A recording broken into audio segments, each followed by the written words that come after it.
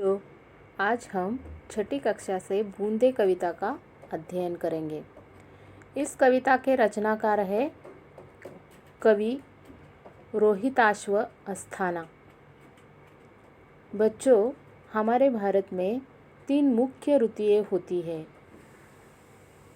3 मौसम मुख्य होते हैं: गर्मी का मौसम, ठंड का मौसम और बारिश का मौसम। हमें और आप सब बच्चों को भी इनमें से बारिश का मौसम बहुत सुहाना लगता है। इस धरती पर रहने वाले सभी जंतुओं को इस बारिश का बेसब्री से इंतज़ार रहता है। तो बच्चों, इस कविता में भी बारिश के आगमन का सुंदर वर्णन यहाँ पे दिया गया है और इस बारिश के मौसम में सृष्टि में क्या क्या बदलाव आते हैं, परिवर्तन होते हैं, इन सब का विवरण भी यहाँ पे कवि ने किया है। चलो अब हम कविता का वाचन करते हैं। बूंदे। रिमझिम गाती बूंदे, धरती पर है आती बूंदे। इस पंक्ति में कवि क्या कहना चाहता है? तो बारिश का मौसम जब शुरू होता है तो आसमान से जो बूंदें धरती पर आती है वो कैसे आती है? गाते गाते आती है। और वो कैसे गाती है? तो रिमझिम गाती है। ऐसे स्वर हमें सुनाई देते हैं।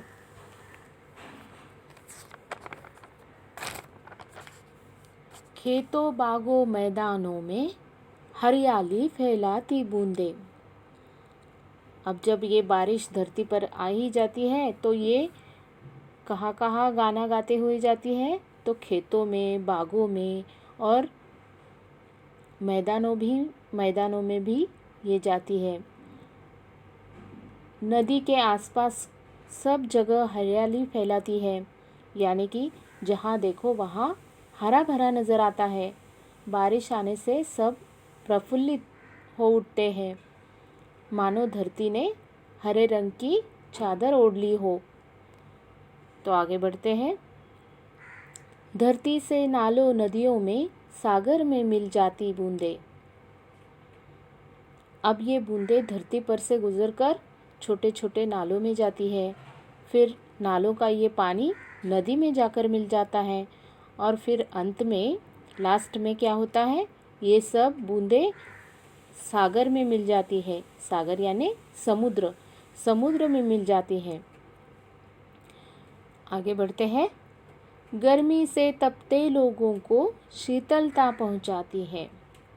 मतलब बारिश आने से पहले गर्मी का मौसम होता है। गर्मी से सब लोग परेशान होते हैं, तो सभी लोगों को इस बारिश का बहुत इंतज़ार रहता है और बारिश का मौसम आते ही इस गर्मी से परेशान हुए लोगों को राहत मिलती है, शीतलता मिलती है, ठंडक मिलती है। सब वातावरण में ठंडक का एहसास होता है। आगे बढ़ते हैं।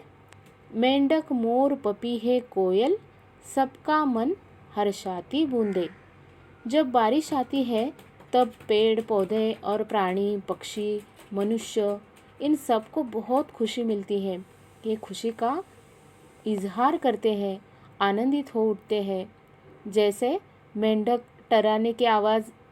की टराने की आवाज़ हमें सुनाई देती है। हवाएं बहने लगती है, हर तरफ हरियाली नज़र आती है।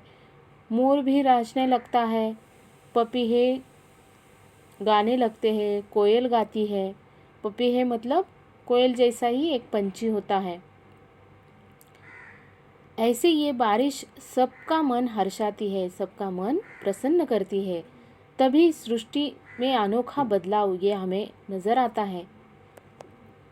पुरवाई के रथ पर चढ़कर इठलाती मुस्काती बूंदे। पुरवाई मतलब पूरब दिशा से आने वाली हवा। ये हवाएं जब तेज चलती है तब ये बारिश की बूंदें किसी रथ पर सवार होकर इस धरती पर उतर आई है, ऐसा हमें प्रतीत होता है। रथ यानी जो राजा महाराजाओं के पास होता है ना, उस पर बैठकर राजा आता है, वैसे ही यहाँ पे कवि कहता है ये बूंदें उस रथ पर बैठकर इठलाती हुई दिखाई दे रही है, इतराती हुई दिखाई दे रही है, अटखिलियाँ कर रही है। धरती पर ये बूंदें मुस्काते हुए आती है। इन बूंदों की ये मुस्कान, इस मुस्कान से सारा वातावरण बदलता है, सारे वातावरण में खुशी फैलती है, सृष्टि खिल उठती है। तो बच्चों सोचो, अगर बारिश नहीं होती तो क्या होता?